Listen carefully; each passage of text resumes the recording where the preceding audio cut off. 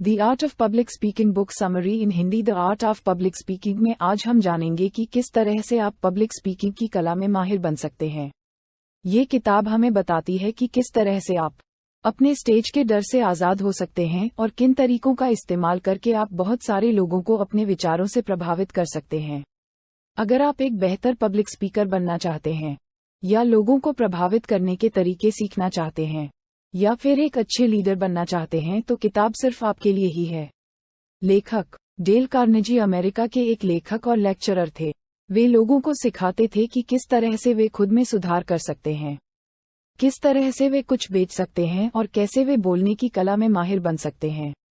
आज 100 साल के बाद भी लोग उनकी किताबों को बहुत पसंद करते हैं। जोसेफ बर्गसेनवीन अमेरिका के एक एडिटर, लेक्चरर और लेखक थे। उन्होंने दुनिया के सबसे बेहतरीन लिटरेचर की लाइब्रेरी में अपना योगदान दिया था, जिसके लिए वे जाने जाते हैं। ये किताब आपको क्यों पढ़नी चाहिए? आज के वक्त में दुनिया को लीडर्स की बहुत ज़्यादा ज़रूरत है। हमें वो लोग चाहिए जो हमारे समाज को पहले से बेहतर बनाने के लिए काम कर सकें। हमें वो लोग चाहिए जो एक बेहतर बिजनेस खड़ा करके अच्छे प्रोडक्ट मार्केट में ला सके जिससे लोगों का फायदा हो। लेकिन ये सब कर पाने के लिए उन्हें एक कला में माहिर बनना होगा, पब्लिक स्पीकिंग। दुनिया के किसी भी कामयाब व्यक्ति को ले लीजिए, उसमें ये ताकत होती है कि वो बहुत से लोगों को एक साथ प्रभावित कर सकता है। लेकिन बहुत से लोग स्टेज के नाम से ही कांपने लगते हैं। कामयाब तो हर कोई बनना चाहता है, लेकिन यह वो डर है जिससे लड़ने जाने पर बड़े से बड़ा आदमी एक बार जरूर घबराता है। ये किताब आपके इस डर का समाधान है। यह आपको बताती है कि किस तरह से आप पब्लिक स्पीकिंग की कला में माहिर बन सकते हैं। अगर आपको जानना है कि किस तरह से आप पब्लिक स्पीकिंग सीख सकते हैं, या किस तरह से आप गले और फेफड़े की कसरत करके अपनी आवाज को बेहतर बना सकते हैं, या फिर अगर आप जानना चाहते हैं कि अपने सुनने वालों को एक भीड़ में इकट्ठा करना क्यों जरूरी है, तो ये बुक समरी आगे पढ़ते रहिए। एक बेहतर पब्लिक स्पीकर बनने के लिए आपको खुद के बारे में ना सोचकर अपने टॉपिक के बारे में सोचना होगा। हम सभी लोग गाड़ी चलाना किताब पढ़कर नहीं सीखते। अगर किसी भी व्यक्ति को गाड़ी चलाना सीखना होता है, तो वो उसे चलाकर सीखता है और लगभग हर कोई उस पर से ना एक बार जरूर गिरता है। ठीक उसी तरह से अगर आपको पब्लिक स्पीकिंग सीखना है तो आपको लोगों के सामने जाकर बोलना होगा। शुरुआत में आपसे गलतियां जरूर होंगी, लेकिन वो सभी के साथ होती हैं। उन्हीं गलतियों से आप बेहतर तरीके से बोलना सीखते हैं। दुनिया के महान पब्लिक स्पीकर्स भी जब पहली बार स्टेज पर गए थे तो उन्हें घबराहट हुई थी। लेकिन पब्लिक स्पीकर बनने का मतलब यह नहीं होता कि आपको डर ही ना लगे। इसका मतलब होता है कि आपको उस डर को काबू करना आना चाहिए। अब आप सोच रहे होंगे कि किस तरह से आप अपने डर से आज़ाद हो सकते हैं। इसके लिए आप 3 तरीके अपना सकते हैं। सबसे पहले तो अपने बारे में सोचना छोड़कर अपने दिए गए टॉपिक के बारे में सोचिए। बहुत से लोग स्टेज पर जाते ही सोचने लगते हैं कि लोग उनके बारे में क्या सोच रहे हैं, या फिर कहीं वे देखने में कुछ खराब तो नहीं लग रहे। आप ये सब ना सोचकर अपने मैसेज पर ध्यान दीजिए जो आप लोगों तक पहुंचाने के लिए आए हैं। इसके बाद अपनी बात को पहले से ही तैयार करके जाइए। बहुत से लोग बिना तैयारी किए स्टेज पर चले जाते हैं और वहां जाकर यह भूल जाते हैं कि उन्हें बोलना क्या था। इस तरह से वे और घबराने लगते हैं। इसलिए हमेशा अपनी स्पीच को याद और प्रैक्टिस करके जाए। इसके बाद अंत में जब आप बोलने के लिए जाए तो यह उम्मीद कीजिए कि आप असल में बोलने में कामयाब होंगे। अपनी विनम्रता को बनाए रखिए। अपने डर को बगल में रखकर एक खुले दिमाग के साथ बोलिए। शुरुआत में सभी खराब करते हैं, लेकिन कुछ वक्त तक प्रैक्टिस कर लेने के बाद सारे ही लोग अच्छा बोलने लगते हैं। एक टोन में ना बोलकर अपनी बात के जरूरी शब्दों पर जोर दीजिए। गाने सुनते वक्त आपने ये देखा होगा कि उसमें अलग अलग धुन का इस्तेमाल होता है। जरा सोचिए आपका मनपसंद गाना सुनने में कैसा लगता अगर उसमें सिर्फ एक तरह का धुन बजता और गाने वाला सिर्फ एक टोन में गाए जाता। कोई भी चीज अगर पूरी तरह से सिर्फ एक खूबी को दिखाए तो वो खूबसूरत नहीं लगती। सोचिए अगर दुनिया सिर्फ एक ही रंग में रंगी होती तो कैसा लगता, और आपके आसपास हर जगह सब कुछ सफेद रंग का हो जाए तो कैसा लगेगा। यहाँ पर कहने का मतलब ये है कि बोलते वक्त कभी इस तरह से मत बोलिए कि सुनने वाले को लगे आप रट कर कुछ बोल रहे हैं। अपने टोन को जरूरत के हिसाब से बदलते रहिए और अपने वाक्य के जरूरी हिस्सों पर और देकर बोलिए। एग्जाम्पल के लिए अगर आपको कहना है कामयाब आपकी किस्मत का नहीं, बल्कि आपके कर्मों का नतीजा। तो यहाँ पर आप इस वाक्य के कुछ जरूरी शब्दों को पहचानिए, जैसे कामयाबी, किस्मत, कर्मों और नतीजा। अब आप इन जरूरी शब्दों को थोड़ा सा जोर देकर बोलिए ताकि ये शब्द सुनने में बाकी के शब्दों से अलग लगे। लेकिन जोर देकर बोलने का मतलब यह नहीं है कि आप उसे चिल्लाकर कहें। इसका मतलब है उसे कुछ अलग तरह से कहना ताकि सुनने वाला ये समझ जाए कि वो शब्द वाक्य के जरूरी शब्द है। अगर आप जोर से बोल रहे थे तो उन जरूरी शब्दों को आराम से कहिए। अगर आप आराम से बोल रहे थे तो उन शब्दों को जोर से कहिए। या फिर आप उसे अपने स्टाइल में कुछ अलग तरह से कहने की कोशिश कीजिए ताकि वो बाकी के शब्दों से अलग लगे। अपनी बात के जरूरी हिस्से को अलग तरह से बोलने के 3 तरीके हो सकते हैं। सबसे पहला है अपने स्पिच को बदलना, दूसरा है अपने बोलने की रफ्तार को बदलना और तीसरा है कुछ देर तक रुककर बोलना। जब हम कुछ मजेदार बात बता रहे होते हैं तो हम तेज बोलते हैं और जब कुछ खूबसूरत लम्हों की बात करते हैं तो आराम से बोलते हैं। इससे हमारे टोन अलग हो जाते हैं। इसके बाद अगर आप अपनी जरूरी बात को बोलने से ठीक पहले या ठीक बाद कुछ देर के लिए रुक जाएंगे तो वह बात बाकी की बातों से अलग लगेगी। या फिर अगर आप अपने वाक्य की शुरुआत तेज रफ्तार में बोलते हुए करेंगे और उसके अंत में उसे धीरे बोलेंगे तो वो भी सुनने में अलग लगेगा। इस तरह से आप अपनी स्पीच को आकर्षक बना सकते हैं। अपनी बात के जरिए अपने लोगों में भावनाएं पैदा करने वाला व्यक्ति बहुत अच्छा स्पीकर होता है। इंसान हमेशा अपनी भावनाओं के आगे मजबूर हो जाता है। यही वो चीज है जो हमारी जिंदगी में रंग डालती है और इसे खूबसूरत बनाती है। अगर आप किसी तरह से अपने सुनने वालों के अंदर एक भावना पैदा कर सकें तो वे आपको बहुत पसंद करने लगेंगे। लोग इसीलिए कॉमेडी शो ज्यादा देखने जाते हैं और एक डॉक्यूमेंट्री कम देखते हैं, क्योंकि कॉमेडी में एक भावना को पैदा करती है खुशी। सिर्फ यही नहीं, सेल्स में भी जब हम ग्राहक की भावनाओं पर ज्यादा ध्यान देते हैं तो हम अपने प्रोडक्ट को आसानी से बेच पाते हैं। लोग नया आईफोन इसलिए नहीं खरीदते क्योंकि वो अच्छा है। आईफोन ऐसा कोई भी फीचर नहीं देता जो सैमसंग या ओप्पो या वीवो नहीं देते। लेकिन अगर आपके सामने आईफोन और दूसरे स्मार्टफोन्स रख दिए जाएं, तो संभावना ज्यादा है कि आप आईफोन को चुनेंगे। क्यों? क्योंकि लोगों को लगता है कि उसे इस्तेमाल करने से उनका दर्जा उठ जाता है। भावनाएं हमारी जिंदगी को चलाती हैं। इसलिए अगर आप किसी तरह से भावनाओं पर काबू पा लें तो आप लोगों के दिलों पर काबू पा सकते हैं। किस तरह से आप लोगों में भावना पैदा कर सकते हैं? आसान शब्दों में, प्रैक्टिस करके आप जिस भी टॉपिक पर बोल रहे हैं, आपको उसके अंदर पूरी तरह से घुसना होगा। उसे अपनी आत्मा में बसा लीजिए और उसमें पूरी तरह से उतर जाइए। जब एक्टर्स अपने रोल की तैयारी करते हैं तो वे उसमें भावनाएं पैदा करने के लिए पूरी तरह से कैरेक्टर में उतर जाते हैं। शूटिंग से कुछ घंटे पहले से ही वे खुद को एक कमरे में बंद कर लेते हैं और सिर्फ एक सीन के लिए प्रैक्टिस करते रहते हैं। इस तरह से वे देखने वालों के अंदर भावनाएं पैदा कर पाते हैं और उनका दिल जीत पाते हैं। अगर आपको भी ऐसा करना है तो आपको भी अपने टॉपिक को अच्छे से तैयार करना होगा। बोलने के साथ ही आपको अपने गेस्चर पर भी ध्यान देना होगा। गेस्चर का मतलब होता है बोलते वक्त अपने हाथ और अपने शरीर को अपनी स्पीच के हिसाब से हिलाना। यो इशारे होते हैं जिसे देखकर लोग आपकी बात को अच्छे से समझ पाते हैं। इसमें माहिर बनने के लिए भी आपको प्रैक्टिस की जरूरत होगी। सबसे पहले तो इन्हें जबरदस्ती बाहर लाने की कोशिश मत कीजिए। गेस्चर आपके अंदर से अपने आप निकलने चाहिए और अगर आप जबरदस्ती इसे बाहर निकालने की कोशिश करेंगे तो लोगों को तुरंत पता लग जाएगा कि वो नकली है। लेकिन इसका मतलब यह नहीं है कि आप उसे प्रैक्टिस नहीं कर सकते। गेस्चर को बेहतर बनाने के लिए आप उसे बार बार प्रैक्टिस कर सकते हैं। यह जरूरी नहीं है कि आप हर एक गेस्चर को एक ही तरीके से प्रैक्टिस करें और हर बार उसे उसी तरह से इस्तेमाल करें। कभी कभी यह संभव भी नहीं होता। यह आपके अंदर से समय समय पर अपने आप निकलने चाहिए। आप अगर एक होनहार स्पीकर को एक ही स्पीच 2 बार देते हुए सुनिए तो आप ये देखेंगे कि उनके गेस्वर बदलते रहते हैं। इसके बाद आपको ये ध्यान देना होगा कि आपके अंदर से जो गेस्चर निकल रहे हैं वो आपकी स्पीच और आपके टोन के साथ मैच खा रहे हैं या नहीं। बहुत बार हम ऐसे गेस्चर कर देते हैं जो कि बहुत खराब लगते हैं। इसके लिए आप शीशे में देखकर उसे प्रैक्टिस कर सकते हैं। आप ये देखिए कि कौन से गेस्चर अच्छे लग रहे हैं, किसे सुधारा जा सकता है और किसे आपको निकालने की जरूरत है। समय के साथ आपको इसकी आदत पड़ जाएगी और आप इसे बेहतर तरीके से कर पाएंगे। यहाँ पर सबसे जरूरी बात यह है कि वे गेस्चर आपके अंदर से प्राकृतिक रूप से निकलने चाहिए। नकली गेस्चर का इस्तेमाल करना बिल्कुल वैसा ही है जैसे अपने बगीचे के सूखे हुए पौधों को हरे रंग से रंग देना। आप इसकी जितनी ज्यादा प्रैक्टिस करेंगे, आपके लिए यह उतना आसान हो जाएगा। इसके अलावा बहुत ज्यादा गेस्चर करने से लोगों का ध्यान भटकने लगता है। ये याद रखिए कि आप अपने हाथों को या अपने शरीर को हद से ज्यादा मत हिलाइए। साथ ही अपने चेहरे के हाव भाव पर भी ध्यान दीजिए। अपनी आवाज को अच्छा बनाने के लिए अपने गले और फेफड़ों का ख्याल रखिए। जब हम बोलते हैं तो हमारे फेफड़ों से हवा हमारे गले तक जाती है, जिससे कि आवाज बाहर निकलती है।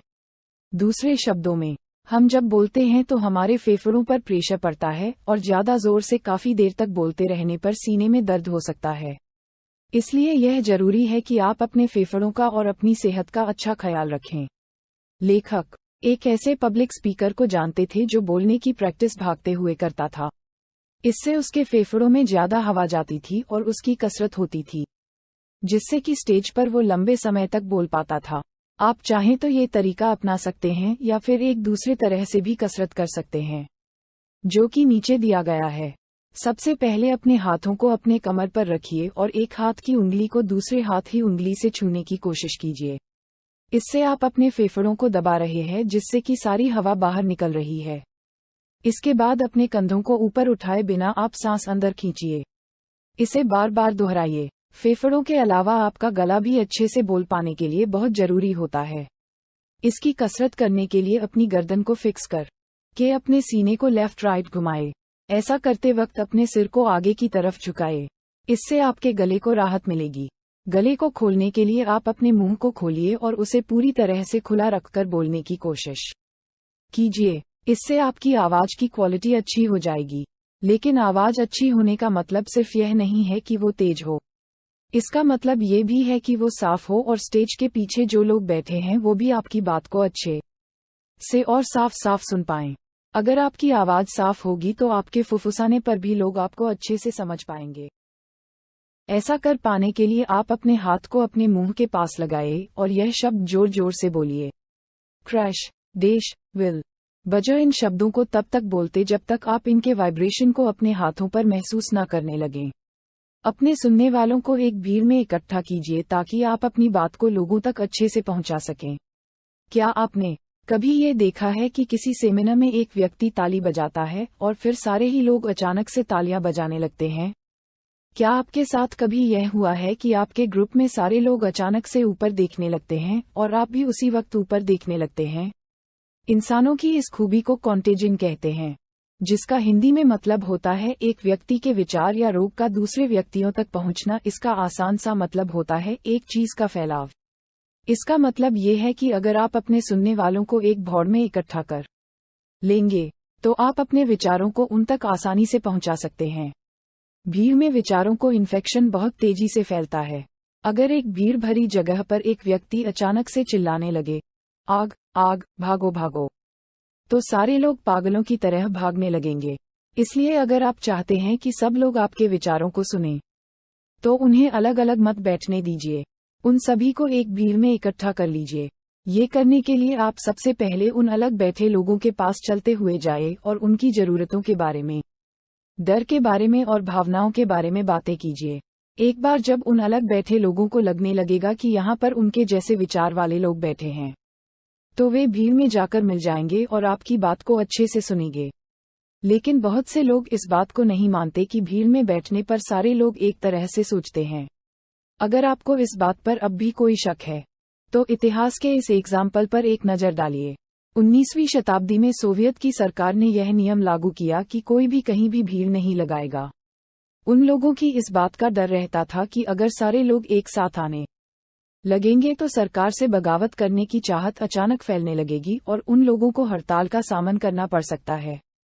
इसलिए आपको भीड़ इकट्ठा करने की काबिलियत अपने अंदर विकसित करनी होगी, क्योंकि इसमें वो ताकत है जिससे सरकारें गिराई जा सकती हैं। अपने बहस करने की ताकत को बढ़ाए। बहुत बार हम कुछ ऐसी बातें बोल देते हैं जिसे साबित कर पाने में हमें परेशानी होती है। कभी कभी हम अपनी राय देने लगते हैं और बहुत से लोग उस राय को नहीं मानते। इसलिए ये बहुत जरूरी है कि आप जो भी बोलें उसे साबित करने की ताकत भी रखें, वरना आपकी कही गई बात को आपके खिलाफ इस्तेमाल किया सकता है। साथ ही अगर आप अपनी बात को साबित नहीं कर पाएंगे तो लोग आप पर भरोसा नहीं करेंगे। इसके अलावा अगर आपकी कभी किसी से बहस हो जाए तो आपको उसकी बात का जवाब देना भी आना चाहिए। अपनी बात को साबित करना और दूसरों से बहस करना, ये दोनों ही जरूरी है। इसलिए आपको ये भी सीखना होगा कि किस तरह से आप अपनी बात को सही साबित कर सकते हैं, और यह भी सीखना होगा कि किस तरह से आप अपने विरोधियों की बात को गलत साबित कर सकते हैं। इसके लिए आपको 4 बातों पर ध्यान देना होगा। यो बात जिस पर बहस हो रही है, उस बात को साबित करने के सबूत, उस बात के और फोन से मतलब हो सकते हैं, और उस बात के नतीजे नीचे दिए गए 8 सवालों की मदद से आप इन पहलुओं पर ध्यान देकर वो दोनों काम कर सकते हैं। जिस बात पर बहस हो रही है उसे अच्छे से समझने के लिए आप खुद से पूछिए कि क्या उसे साफ साफ शब्दों में कहा गया है। दूसरा सवाल खुद से यह पूछिए कि जो कुछ भी कहा गया है क्या उसे पूरी तरह से कहा गया है, क्या पूरी जानकारी दी गई है, कहीं उस जानकारी में कुछ कमी तो नहीं है। इसके बाद आप उस बात को साबित करने के सबूत पर ध्यान दीजिए। खुद से यह सवाल पूछिए, उस बात को किस एक्सपर्ट ने कहा है, क्या वो व्यक्ति वाकई में एक एक्सपर्ट है, क्या वो सही से सोच समझ सकता है। दूसरा सवाल ये पूछिए, क्या सारे फैक्ट्स पर ध्यान दिया जा रहा है, क्या वो सारे फैक्ट्स एक ही बात कह रहे हैं या अलग अलग, क्या वो सच में फैक्ट्स हैं या फिर किसी की राय है। इसके बाद बारी आती है ये समझने की कि उस बात के और कौन कौन से मतलब हो सकते हैं। जिन फैक्ट्स के आधार पर उस बात को कहा जा रहा है, कहीं उसका कुछ दूसरा मतलब तो नहीं निकल सकता। दूसरा सवाल ये कि आप जो बात कह रहे हैं उसे गलत साबित करने के लिए कौन कौन सी बात कही जा सकती है। इसके बाद अंत में आता है कही गई बात के नतीजे क्या हो सकते हैं। इसमें आप खुद से यह पूछिए कि कहीं आपने कुछ ऐसा तो नहीं कहा है जो सबूतों पर आधारित नहीं है। और दूसरा सवाल ये कि क्या सारे सबूत एक ही बात की तरफ इशारा कर रहे हैं। अपने सुनने वालों को एक कहानी सुनाए ताकि वे कल्पना कर सकें। ज्यादातर लोगों को जानकारी, नंबर्स और स्टैटिस्टिक्स नहीं पसंद हैं। लोगों को ये जानने में बिल्कुल मजा नहीं आता कि पिछले 10 सालों में सिगरेट या शराब पीने से कितने लोगों की मौत हुई। अगर आप अपने टॉपिक में बहुत सी जानकारी डाल देंगे तो वो एकदम सूखी हुई लगेगी। उसमें रस भरने के लिए आपको उसे मजेदार बनाना होगा। किसी भी चीज को मजेदार बनाने के लिए कहानियों का इस्तेमाल कीजिए। कहानियां सुनने पर हम कल्पनाएं करने तारांकन लगते हैं। हम अपने दिमाग में अलग अलग जगहों पर जाने लगते हैं और इस तरह से हम बोलने वाले की बात को कुछ ज्यादा ध्यान से सुनते हैं। इसलिए अगर आप अपनी उसी बात में एक शराबी की कहानी के जरिए लोगों को इससे होने वाले नुकसान के बारे में बताएंगे तो लोग उसे कुछ ज्यादा अच्छे से सुनेंगे। आप उनसे बताएं कि किस तरह से वो व्यक्ति रोज शराब पीकर अपनी पत्नी से झगड़ा करता था, अपने बच्चों को मारता था। इस तरह की कहानियां लोगों की भावनाओं के साथ खेलती हैं और उन्हें आपसे चिपका कर रखती हैं। इसके बाद आप खुद भी अपनी कल्पना का इस्तेमाल कीजिए। अपनी स्पीच को तैयार करते वक्त यह कल्पना कीजिए कि आपके सामने बहुत से लोग आपको सुनने के लिए बैठे हैं और वे आपको सुन रहे हैं। ये सोचने की कोशिश कीजिए कि आप उनके सामने किस तरह से बोलेंगे और आपकी बात को सुनने के बाद उनके क्या हाव भाव होंगे। जब आप अपने दिमाग में अपने सुनने वालों को साफ साफ अपने सामने देखने लगें तो ये कल्पना कीजिए कि आप उनके सामने बोलने पर कौन से गेस्चर का इस्तेमाल करेंगे। ये सोचिए कि उस गेस्चर का आपके सुनने वालों पर क्या असर होगा, किस तरह से आप अपने वाक्यों को कहेंगे। पब्लिक स्पीकिंग का काम भी एक कवि या लेखक के काम की तरह होता है। अगर आप अपनी बात के जरिए लोगों के दिमाग में चित्र बना सकते हैं तो आप भी एक अच्छे पब्लिक स्पीकर बन सकते हैं। कंक्लूजन, हर कला की तरह पब्लिक स्पीकिंग की कला को भी प्रैक्टिस करके सीखा जा सकता है। स्टेज पर जाने से पहले अपने टॉपिक को अच्छे से तैयार कीजिए और साथ ही अपनी सेहत का अच्छा ख्याल रखिए ताकि आप लंबे समय तक अच्छे से बोल सकें। अपनी बात के जरिए लोगों में भावनाएं पैदा करने की कोशिश कीजिए। हर रोज अच्छे से प्रैक्टिस करके आप इसमें बेहतर बन सकते हैं। क्या करें? अपने शब्दों के ज्ञान को बढ़ाएं। अगर आपके पास इस्तेमाल करने के लिए बहुत सारे शब्द होंगे तो आपकी स्पीच पहले से बेहतर होगी। इससे आप अपने विचारों को बेहतर तरीके से समझा पाएंगे।